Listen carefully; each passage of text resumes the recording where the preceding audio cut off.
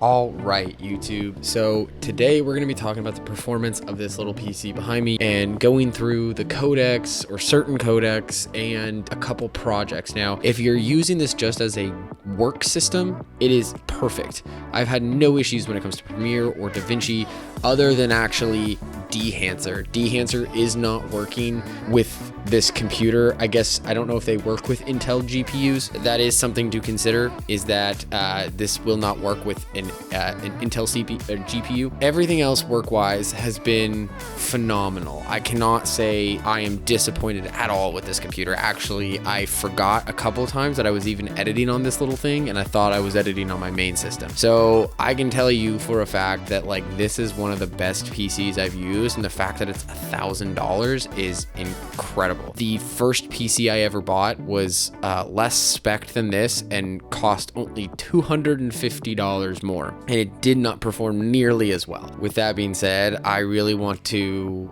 go ahead and get into the actual performance of this. We're going to be playing back everything on a 4K timeline. We're not playing everything in its native resolution because nobody's editing a 6K clip on a 6K timeline. Let's be real here, right? Everybody's editing on either 1080p or a 4K timeline. I'm not going to drop the resolution. I'm gonna keep it all at full, and we're gonna see what it's like. Then, when we're done with that, I have a couple YouTube videos that I've edited. The problem that I'm running into is I had to reinstall Windows, which means I have to reinstall everything else that I had already installed. We're not gonna get a lot of projects. Unfortunately, I really wanted to do a fair amount of projects, but we're just not going to get a lot of projects done. Now, let me just say, for most simple edits, this computer is going to be fine, especially in DaVinci Resolve. DaVinci Resolve, when you start adding plugins and fusion effects and noise reduction and stuff, that's when it really starts to slow down. It's like noise reduction, and anytime you're pushing the GPU a lot more, that's going to be where you find it. I can tell you though that this computer has already blown my mind. My M2 Pro, you have to, on certain H.265 6K from the S5 IIX, you actually have to drop the resolution in Premiere in order to play it back. This you don't. The M2 Pro you do, this you don't. I can honestly tell you that this computer is insane for the price. Anyway, we're gonna go ahead, open up OBS so I can record this screen. Okay, so fun fact, I actually recorded this already, but for some reason the screen recording wasn't working, so hopefully it works this time. We're going to figure that out here in just a bit. But anyway, today we're going to go through the performance of this PC to show you what it can do when it comes to playing back certain footage, playing back projects, playing back different things. And we're just going to quickly go through these footage pieces. I have these projects built out already. We have one in Premiere, one in Resolve, and then we have some projects in Premiere and Resolve that we can use to show you the performance. Now, I'm just going to quickly go through playing back of the footage, show you that it can play back a lot of different types of footage and even higher resolution footage. So that's my goal with this, is to show you kind of the codecs that it can play back, and then we're going to quickly hop into some projects. Okay, so the first thing that we're going to start with is this 422 H.265 from Canon. So this is the Canon R7 shooting that horrible 10-bit 422 H.265 that like no computer can play back except Macs and Intel CPUs. Every sequence is a 3840 by 2160 at 24 frames per second. So we're playing everything back on a 4K timeline, just to get that out of the way. So even this one is a 4K timeline. You can see right here, 4K 23. So you can see right here immediately that this is playing this back perfectly. And I mean, if you just like scroll through, it's not super smooth, but that's because we have a color grade on there. If we disable this, look at how smooth that is. That's all so smooth. Now, if you pull up the task manager, what you're going to notice is if you watch the GPU, you're going to see video decode are going, because this is decoding on this GPU. So the CPU is barely being utilized. You got only 14 gigs of memory being utilized, 20%, 19% on the GPU. So this is all being played back on the GPU, which is why I picked this card up, because this decodes this natively, and you can see this is going. We're going on that. So this is the reason why I put this GPU in here, is because I knew that this decoded this specifically. A lot of people shoot this 422 H.265 and they end up going with Max because they have that decoder. This is why I wanted to put this in there. So now 4K H.264 422. I'm actually going to turn the sound off. So you could see it's a little chunky. That's because this is all CPU playback. You can see 100% was on the CPU. So if you just hit play, you're going to notice this plays this back perfectly fine. 0 frames dropped. This is 422 H.264 4K from the GH5. You can see that like this is playing this back great. So you can handle this, not a problem. 4K 120 420. We're gonna put the color grade or the LUT on there. So boom, ready? Look at that. 4K 120 420 H.265. So you can see like this is playing this back so smoothly. 0 problems with this codec. If you take this one clip, look at that. Like so smooth, just click, click, click, click, click, click, click, right? Like perfectly smooth, awesome. 4K Blackmagic RAW, 0 frames dropped. You can see nothing. I mean, look how smooth this is. I mean, just incredibly smooth. You're not gonna have any problems whatsoever with 4K BRAW. 4K ProRes, again, no problems. Look at that. By the way, Nigel Bajos, one of my best friends. He moved back to Oregon, unfortunately, but I'll link his channel. But look, 0 problems playing 4K ProRes. I mean, it's just crazy amazing how awesome this is. Now we're going to go to 5.8K Open Gate from the GH6. So this is one of my most used codecs. You can see easy playing back. This is one of my most used codecs because I love to shoot the 4x3. You hit play. This actually is an open gate. I think this is like 5.7K, but you get the idea. And you can see we're playing back. We're decoding on the Intel Arc GPU. That's, again, this is the reason why I built this computer, because of this GPU right here. Playing back 5.8K. If you double the speed, there's going to be frames dropped, but I mean, still very easily playable. So we got that. 5.7K ProRes. We're going to just start from what, so you can see, press play, and boom, 0 frames dropped. Now this is a CPU based codec, so you're going to notice 5 gigahertz, 30%. It's playing back on that CPU. That's something that this codec is going to be a CPU based codec. So I mean, you can see though, no frames dropped whatsoever. 5.7K BRAW. I mean, just look at that smoothness. I mean, this is like nothing. This is butter. If you hit play, and this is 60 frames per second Blackmagic RAW 5.7K. Not a problem whatsoever for this computer. And then 6K 10-bit 420 from the GH5. So it's basically like this S52X, but this is an MP4 format. Again, no problems. This is 6K Open Gate from the S52X, 0 frames dropped. Just so smooth. Not even a problem. That's awesome. Now 6K Red Raw, look how smooth this is. This is taxing the CPU a bit more. You can see 45, 46%. It hit 50% at one point. 16 gigs of memory used, not bad. 50% there. So, I mean, it's definitely hitting the CPU for sure. But like, so crazy smooth. 6K, sorry if I didn't say it, 6K Red Raw from the Red Komodo. 2 6Ks at one time the right way, having them both showing. 0 frames dropped, 82% on the CPU. So you still have headroom. Let's throw a third over on top. 3, 6, oh, there we go. 3 dropped frames. That's it. 4. So now it's starting to drop a little bit more frames. But still, that's crazy to me. Before we get into the projects, I want to just open up DaVinci just so that you can see DaVinci Resolve So just so you can see the DaVinci Resolve would, I don't have 4K 120 on here or anything, so you know it is what it is. But look, 4K timeline, H.264, H.265 422 from the R7.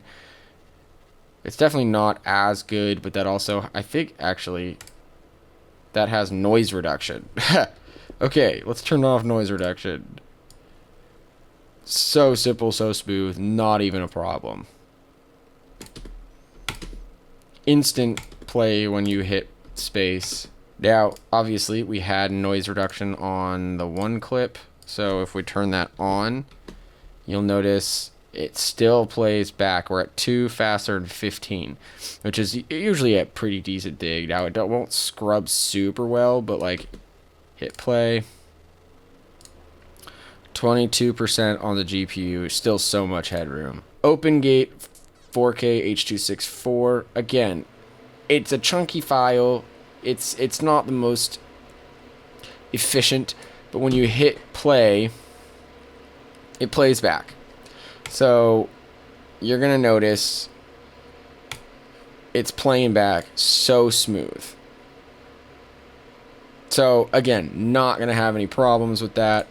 4K ProRes, like, just buttery smooth. LUT, no problems whatsoever. Anyway, 4K B-RAW, again, it's going to be a very similar story to how it was on Premiere. So, you can see no problems whatsoever. Now we're going to go to 5.7K ProRes. Again, so smooth.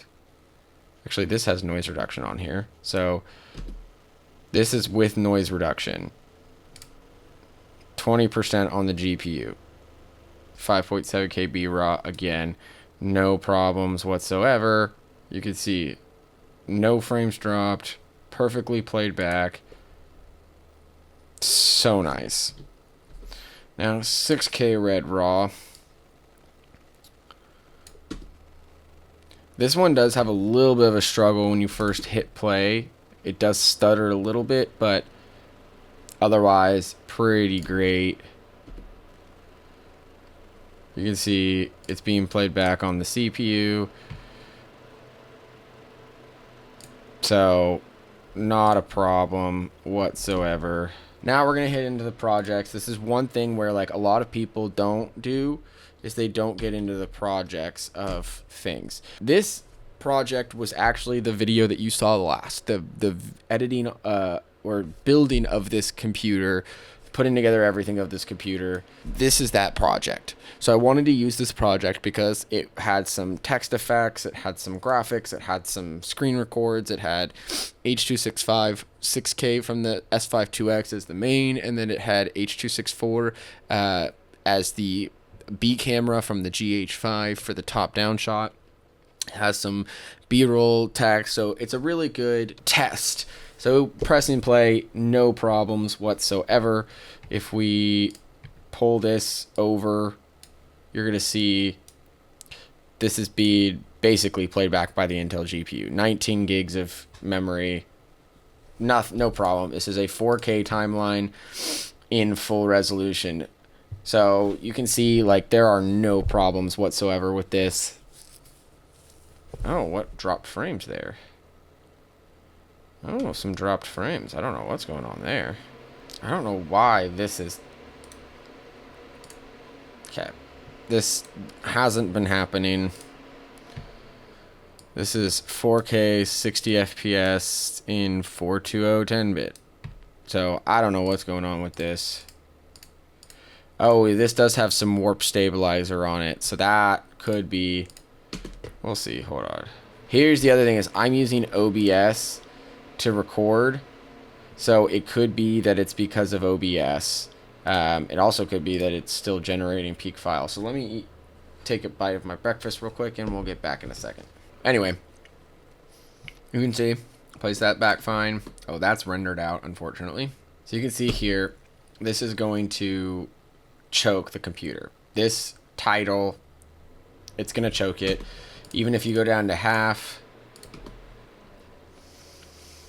you can see you're going to end up dropping frames here. So you need to drop it down to 1/4 in order to be able to kind of play it back safely. So titles are going to be a little bit harder, but if you just render it out, so you can see how it's green here, and you go to full, you're going to see it's rendered. It only takes a second to render it, probably like a minute to render this, and then you can get this playback so smooth, not even a problem, easy. So here, screen recording from OBS, so little animation thing coming up here, so you'll see just some keyframes, perfectly easy. Now here's another one where it's going to take it's going to hit the CPU hard, it's going to tank this computer. So we have another title. You can see this thing just does not want to play those backs, so you got to render things here. Again, this is, you're going to see all of these, it's just each part and then the price, so you're gonna see it, yeah, drop in frames. So if you go half, I think it might work, and yeah, half is working, and so it's like a 1080p playing back. Basically, you drop some frames, 1 frame, and it plays it back. You can also render it out, so look at that, rendered and out, full, playing it back, great. Even this video, or even this, plays it back. So you can see it really does play it back. Here's open gate from the S5 2X again, plays back great. So that's the thing with this computer, is it's going to play back things so smoothly no matter what you throw at it. But for the most part, editing on this computer is going to be awesome. So that's that project, little vlog that I did. So the vlog that we're doing here is, it's just basically like it's a lot of phone footage.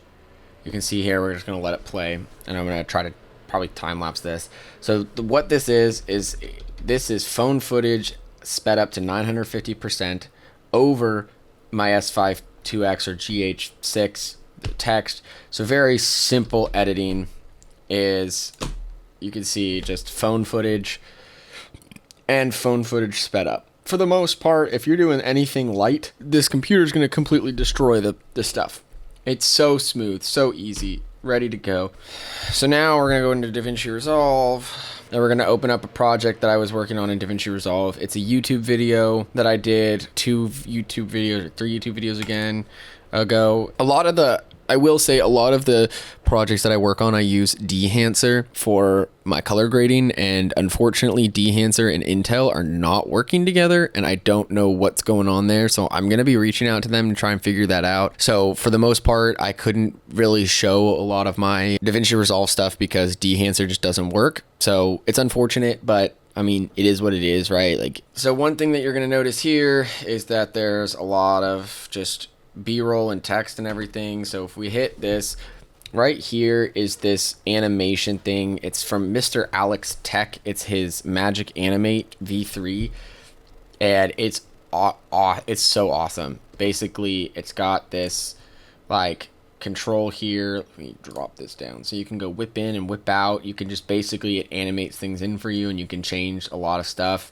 I'll link it in the description below, or link it up here. I absolutely love this plugin. You can see that like this plays this back so pretty easily. I mean, for the most part, like 24% on the GPU. I mean, barely using any memory. This is B-raw, so that's cool. Then we're gonna go to here where we're gonna have some B-roll. Now I will say sometimes it gets caught up here. I don't know why. It shouldn't, because it's H.265, but sometimes it gets caught up on this project. I don't know why, but this next clip is going to be, this is Sony from the FX30, so H.265, not a problem. This is also where it gets caught up lower back here, don't know why, but this is H.264.422 from the GH5. This is 6K open gate from the S5 2X. Sometimes it gets hung up like right around here, and I don't know why. Anyway, worked perfectly fine then there. So this is all S5 2X, Black Magic Raw, or I mean, behind the scenes, S5 2X. And again, Blackmagic Raw. So you can see basically this is an easy, super easy to play this back. This actually, I think, has film grain on here. So this has, okay, so this has film grain and some minor grade. These clips have film grain and some minor grade. You can see playing it back, no problem. So you can see that this is, I mean, lots of headroom here. The biggest thing is that it's using like 12 gigs of the 16 gigs of memory. So that's something DaVinci Resolve likes to do. But you can see no problems whatsoever editing a YouTube video.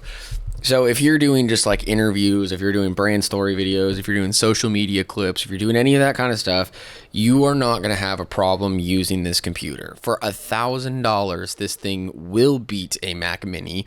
I will probably do some screen record of my Mac playing some things back, but it can't play some of this stuff back. In Premiere, at least, I have to drop the timeline resolution from full to half in order for Premiere to actually play back that PC video that I did. I have to drop the resolution in order for it to play it back. So even even that thing can't handle that video, but this thing can, which is just amazing. Like for $1,000, you're gonna get an incredible valued computer, which can run noise reduction in DaVinci Resolve. It can do up to 6K, probably more. I could have probably done 8K, but I don't have 8K and I don't have 12K. There's only so much I can do. But what I want to get to you guys is that this is such an amazing little computer. I can't recommend this thing enough. When I edited on it over the past month, and I can say that like there are very few times where I actually remember that I'm editing on this computer. Most of the time I feel like, oh, I'm on my big desktop computer, which is behind me.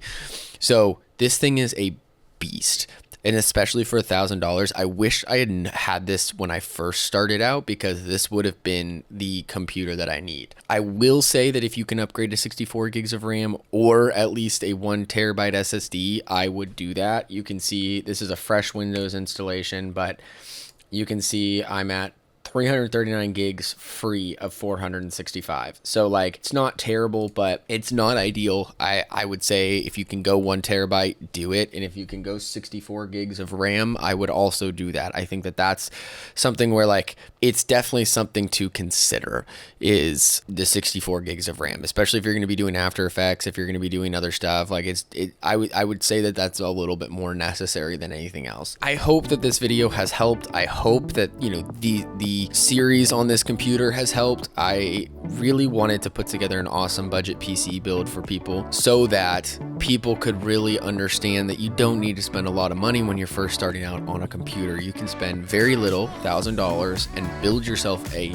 phenomenal PC. I'll be coming out with a video on using it for a month. I can say with certainty that I would recommend this to anybody. It can do gaming.